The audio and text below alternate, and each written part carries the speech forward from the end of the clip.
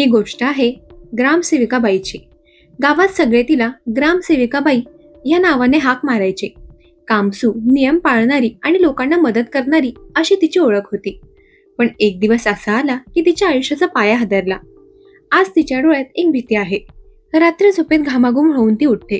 कुठे चूक झाली, कुठून सुरुवात झाली, तिचं संसार नावाचं सुख का मोडलं आणि तिच्या कपाळावर आलेली ही काळी सावली कोणामुळे, याची उत्तरं मात्र तिने स्वतःजवळ दडवून ठेवली होती.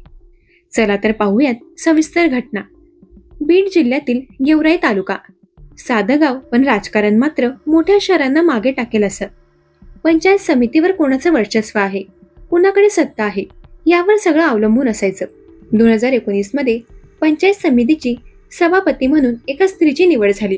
ती स्त्री होती दीपक सुरवसे याची पत्नी. पण खऱ्या अर्थाने सत्ता पत्नीकडे नव्हती, ती होती नवऱ्याकडे, दीपक सुरवसेकडे. कारण प्रत्येक बैठक, प्रत्येक ठराव, कोणत्या ग्रामसेवकाला कोणतं काम द्यायचं, कोणाच्या अंगावर जबाबदारी टाकायची, हे सगळं ठरवणारा माणूस दीपक होता. त्यांचं बोलणं म्हणजे आदेश. कर्मचारी मानेल की नाही यावर त्यांच्या भवितव्याचा प्रश्न. या सत्तेच्या खेळामध्ये एक सामान्य कर्मचारी होती, वर्षा ग्रामसेविका. 2022चा सप्टेंबरचा महिना. वर्षा आपल्या रोजच्या कामात गुंग होती. त्याचवेळी दीपक सुरवसे याचा फोन आला. आवाज गोड, पण त्यामागे आदेशाची कडकाई होती. वर्षाबाई, कामाविषयी थोडी चर्चा करायची आहे. संभाजीनगरमध्ये हॉटेलमध्ये मी रूम घेतली आहे, तिथे या. वर्षाला थोडं विचित्र वाटलं. बैठक तर नेहमी पंचायत समितीत होते, मग आज हॉटेलमध्ये का? पण वरिष्ठांचा आदेश होता, नोकरीचं बंधन होतं, त्यामुळे ती तिथे गेली. हॉटेलच्या रूममध्ये प्रवेश करताच तिला जाणवलं, हा साधा मीटिंगचा प्रकार नाही. आत दीपक एकटाच होता. तिने विचारलं, बाकी लोक कुठे आहेत? दीपक हसत म्हणाला, बाकी कोणी नाही, फक्त आपल्याला बोलायचं आहे. वर्षाच्या मनात गोंधळ होता. ती समोर बसली. थोड्या वेळाने बोलणं बदललं. तुम्ही खूप सुंदर आहात. ग्रामसेविका असलात तरी माझ्या पंचायत समितीत काम करतात. माझ्या सांगण्याप्रमाणे चालावं लागेल, नाहीतर नोकरी तर जाईलच, जेलमध्येही जावं लागेल. हे ऐकून वर्षा हादरली. तिने स्पष्ट सांगितलं, मी असलं काही करणार नाही. पण दीपक संतापला. धमक्या दिल्या, तिच्यावर दबाव आणला आणि शेवटी ती परिस्थिती अशी झाली की वर्षाला तिच्या इच्छेविरुद्ध नातं प्रस्थापित करावं लागलं. त्या दिवशी जे काही घडलं त्याने वर्षाच्या आयुष्याचा पाया हलवला. पण खरी बेडी अजून पुढे होती. कारण दीपकने रूमच्या एका कोपऱ्यात कॅमेरा लावून संपूर्ण प्रसंगाचं शूटिंग केलं होतं. नंतर तो व्हिडिओ दाखवताच वर्षाच्या अंगाला थरकाप झाला. आता ती कैदी झाली होती एका गुपित व्हिडिओची. त्या एका दिवसानंतर वर्षाच्या आयुष्याला नवं वळण मिळालं.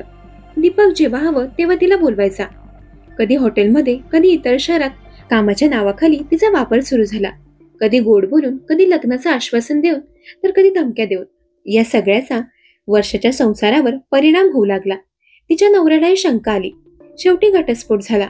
वर्ष हातून तुटून गेली. पण तिला वाटत होतं कदाचित दीपक खरंच लग्न करेल. जवळपास 3 वर्ष ती या आशेवर जगत राहिली. पण वेळ जसं जसं पुढे सरकत गेला तसं सत्य स्पष्ट होत गेलं. दीपकला लग्न करायचंच नव्हतं, त्याला फक्त तिचा वापर करायचा होता. वर्षा निराश झाली. मनोमन ती स्वतःला दोष देत होती. पहिल्या दिवसापासून मी ठामपणे उभी राहिली असते तर आज हा दिवस पावा लागला नसता. पुढे 2025 जुलैमध्ये संभाजीनगर मधल्या तिच्या घरीच दीपक आला आणि गोंधळ घालू लागला. तेव्हा वर्षाने ठरवलं, आता थांबायचं नाही. तिने धाडस केलं. 11 ऑगस्ट 2025 रोजी उस्मानपुरा पोलीस ठाण्यात तक्रार दाखल केली. 3 वर्ष ज्या गोष्टी तिने दडवून ठेवल्या होत्या त्या सगळ्या पोलिसांसमोर मांडल्या. कुठल्या हॉटेलमध्ये, कधी कधी, किती वेळा तिच्यावर जबरदस्ती झाली, सगळं स्पष्ट सांगितलं. आणि मग बाहेरच्या जगालाही कळलं ग्रामसेविकेच्या घामाघूम चेहऱ्यामागचं खरं कारण काय होतं. तिचा संसार का मोडला, ती सतत भीतीत का जगत होती. यामागे होता एक प्रभावी राजकीय व्यक्तीचा गैरवापर, ब्लॅकमेलिंग आणि तिच्यावरचा दीर्घकाळचा छळ. दीपकवर गुन्हा दाखल झाला आहे, पण अजून तो फरार आहे. वर्षा मात्र आता उभी आहे, जरी उशीर का होईना, पण तिने अन्यायाविरुद्ध आवाज उठवला आहे. ही घटना समाजाला आरसा दाखवते. सत्तेच्या, पैशाच्या आणि भीतीच्या जोरावर एक सामान्य स्त्रीचं आयुष्य उद्ध्वस्त झालं. ती जर पहिल्या दिवसापासून ठामपणे उभी राहिली असती तर कदाचित तिचं कुटुंब वाचलं असतं. पण भीतीने गप बसल्याचा परिणाम तिला वर्षानुवर्ष सहन करावा लागला. शेवटी मात्र तिने धाडस दाखवलं आणि सत्य बाहेर आणलं. हीच गोष्ट प्रत्येकाला शिकवते, अन्याय कितीही मोठा असो, आवाज उठवला नाही तर तो वाढतच जातो. पण एकदा ठाम उभं राहिलं की सत्याला न्याय मिळवणं नक्कीच शक्य होतं. भीतीमुळे गप्प बसणं हा सर्वात मोठा धोका असतो. वर्षाने पहिल्याच दिवशी तक्रार दाखल केली असती तर कदाचित तिचं आयुष्य उद्ध्वस्त झालं नसतं. पण भीती, धमक्या आणि बदनामीच्या धास्तीमुळे ती गप्प बसली. अन्याय, शोषण किंवा ब्लॅकमेलिंग झालं तर त्वरित आवाज उठवणं महत्वाचं आहे. गप राहिलं तर फक्त छळ वाढतो. दीपक सुरवसे याच्याकडे अधिकृत पद नसलं तरी पत्नीच्या माध्यमातून सत्ता त्याच्या हातात होती. त्याने त्या सत्तेचा गैरवापर करून एका स्त्रीचं आयुष्य उद्ध्वस्त केलं. अशा घटना बऱ्याचदा समाजाला माहीत असतात, पण कोणी उघडपणे बोलत नाही.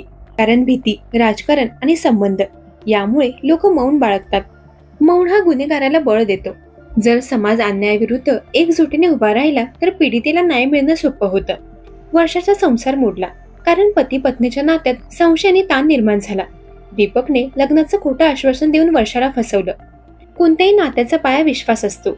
खोटं, फसवणूक आणि स्वार्थ यामुळे नाती कोसळतात आणि शेवटी आयुष्य उद्ध्वस्त होतं. वर्षा नोकरी टिकवण्यासाठी आणि संसार वाचवण्यासाठी बरंच सहन करत राहिली, पण हे सहन करणं शेवटी तिच्या कमकुवतपणात बदललं. स्त्रीची सहनशीलता ही तिची ताकद आहे, पण ती जर चुकीच्या ठिकाणी वापरली तर गुन्हेगाराला वाव मिळतो. योग्य वेळी नाही म्हणणं तेवढंच आवश्यक आहे. शेवटी न्याय मिळतो, पण उशिरा. वर्षाने अखेर तक्रार दाखल केली आणि सत्य बाहेर आलं. मात्र यात 3 वर्षाचा कालावधी गेला. या काळात तिचा संसार मोडला, आयुष्य उद्ध्वस्त झालं. न्याय मिळतो, पण उशिरा आवाज उठवला जातो तितकं नुकसान जास्त होतं. ही घटना आपल्याला सांगते की अन्याय कितीही मोठा असो त्याला भीतीने झाकून ठेवू नका. सत्ता, धमक्या आणि पैसा यांच्या मागे न लागता सत्य आणि प्रामाणिकपणावर उभं राहिलं तर आयुष्य वाचतं. स्त्री किंवा पुरुष कोणीही असो, आपल्या सन्मानाशी तडजोड कधीच करू नये. दरम्यान या घटनेवर तुमची काय प्रतिक्रिया आहे ते कमेंट करून नक्की सांगा. जर तुम्हाला अशा सत्यकथांमध्ये रस असेल तर क्राईम कोड मराठी या यूट्यूब चॅनलला जरूर सबस्क्राईब करा. तोपर्यंत सतर्क रहा, सावधान रहा. धन्यवाद.